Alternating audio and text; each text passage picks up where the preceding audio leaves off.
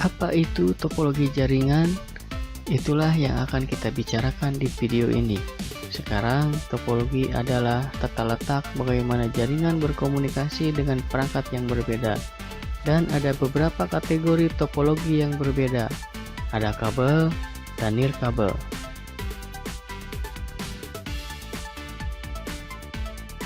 Jadi, pertama-tama kita akan berbicara tentang topologi kabel paling umum. Dan topologi kabel paling umum yang digunakan adalah topologi star.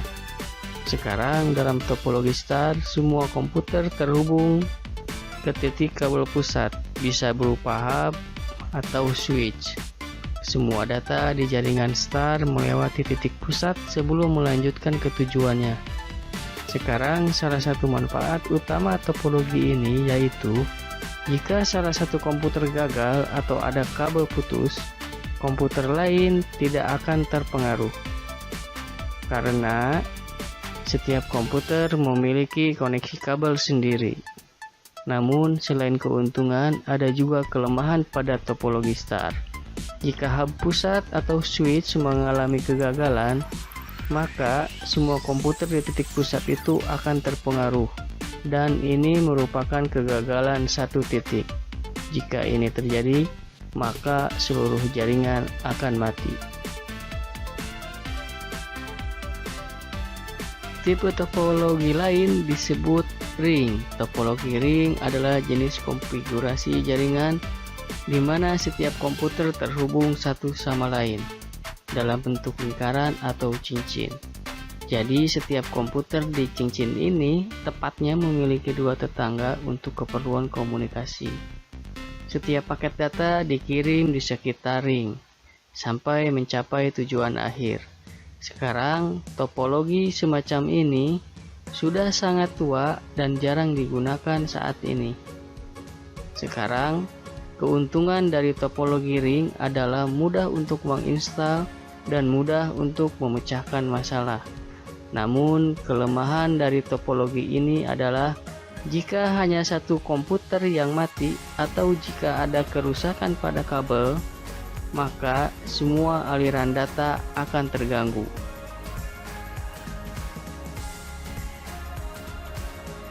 Dan yang berikutnya adalah topologi bus. Topologi bus adalah teknologi yang sangat tua dan seperti topologi cincin tidak banyak digunakan saat ini. Ini adalah jenis pengaturan jaringan di mana masing-masing komputer dan perangkat jaringan terhubung ke kabel tunggal atau tulang belakang. Dan tulang punggung ini adalah kabel koaksial. Komputer terhubung ke kabel ini menggunakan konektor khusus yang disebut BNC, yang juga dikenal sebagai konektor T. Salah satu kelebihan topologi bus adalah ia juga cukup murah dan juga mudah untuk diimplementasikan. Namun kekurangan dari topologi bus adalah mengharuskan kabel dipasang di kedua ujungnya menggunakan terminator agar pengaturan ini tetap operasional. Tidak boleh ada koneksi terbuka, termasuk ujung yang menempel pada komputer. Jadi jika komputer dilepas atau terminator longgar atau hilang, kemudian kabel akan terbuka dan data akan terpantul kembali. Dan pantulan ini dikenal sebagai pantulan sinyal. Dan jika ini terjadi, maka aliran data akan terganggu. Dan ada juga topologi mesh. Sekarang dalam topologi mesh, setiap komputer di jaringan terhubung ke setiap komputer lain di jaringan. Jadi dengan memiliki begitu banyak koneksi, ia menangani kegagalan dengan sangat baik.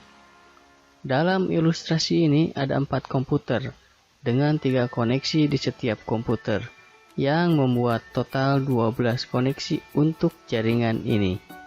Sekarang keuntungan dari topologi mesh, apakah itu? Dia dapat menciptakan tingkat redundansi yang tinggi. Karena jika satu atau lebih koneksi gagal, komputer masih akan dapat saling berkomunikasi. Namun karena jumlah kabel dan kartu jaringan yang harus digunakan, topologi mesh bisa mahal jadi jarang digunakan pada jaringan area lokal atau LAN. Ada juga yang menggunakan terutama pada jaringan area luas seperti internet. Bahkan internet adalah contoh yang baik dari topologi mesh, karena internet dibuat dari banyak router di seluruh dunia yang terhubung satu sama lain untuk merutekan data ke tujuan yang dituju. Jadi, bahkan jika beberapa router rusak, data akan dialihkan menggunakan jalur yang berbeda untuk akhirnya mencapai tujuan mereka. Jadi, internet sangat mahal dan boros karena menggunakan topologi mesh. Sekarang saya akan berbicara tentang topologi wireless. Mari kita mulai dengan topologi wireless infrastruktur. Topologi ini menggunakan kombinasi perangkat kabel dan nirkabel. Sangat mirip dengan topologi star, di mana Anda memiliki perangkat kabel seperti komputer ini di sini, terhubung secara PC ke switch, dan Anda juga memiliki access point nirkabel yang juga terhubung dengan kabel ke switch yang sama, sehingga perangkat nirkabel seperti laptop, tablet, ponsel, dan lain-lain dapat terhubung secara nirkabel ke jaringan. Karena akses point nirkabel bertindak seperti jembatan antara jaringan nirkabel dan jaringan kabel. Sekarang topologi infrastruktur tidak terbatas pada satu titik akses nirkabel saja. Bahkan Anda dapat memiliki beberapa jalur akses nirkabel jika Anda menginginkannya. Hanya tergantung pada kebutuhan jaringan.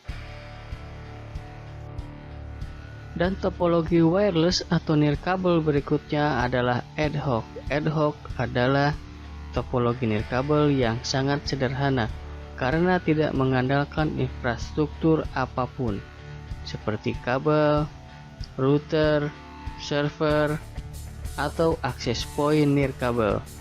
Semua perangkat dalam jaringan ad hoc terhubung secara nirkabel ke perangkat lain dalam jaringan peer-to-peer yang sederhana.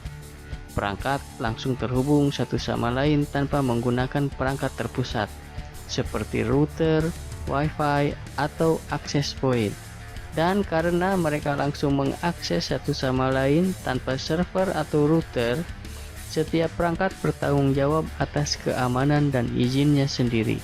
Ad hoc digunakan untuk pengaturan yang cepat, untuk jaringan nirkabel dengan cepat, atau perangkat dapat berbagi data tanpa perlu jaringan nirkabel yang ada. Dan topologi nirkabel terakhir disebut mesh wireless atau mesh nirkabel. Topologi mesh nirkabel mirip dengan topologi mesh kabel, di mana perangkat saling berhubungan satu sama lain, tetapi dengan pengecualian bahwa mereka saling berhubungan secara nirkabel.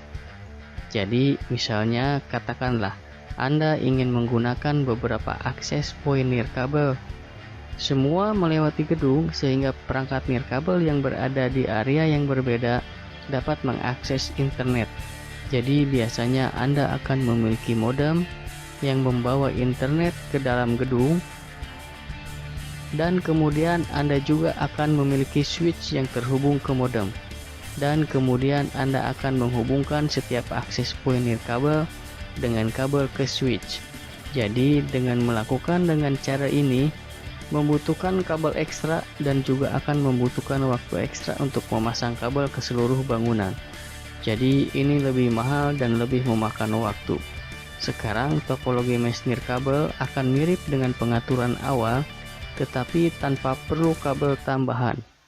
Dalam topologi mesh nirkabel, setiap akses point nirkabel akan berbicara dengan akses point nirkabel lainnya untuk membuat koneksi internet tanpa batas, agar perangkat nirkabel dapat terhubung. Jadi, dengan laptop ini di sini ingin mengakses internet, ia akan terhubung ke akses point nirkabel terdekat, dan kemudian akses point ini akan menyampaikan koneksi ke akses point berikutnya, dan kemudian yang berikutnya, dan akhirnya menemukan jalan kembali ke modem. Jadi tidak peduli akses point mana yang terhubung dengan Anda, Anda akan tetap memiliki akses internet karena semua akses poin berkomunikasi konstan satu sama lain dengan modem. Dan bahkan jika satu atau lebih akses poin akan gagal, itu tidak masalah karena jalur lain akan mengubah rute data. Jadi topologi nirkabel dapat diandalkan karena koneksi internet tersebar di banyak akses poin nirkabel.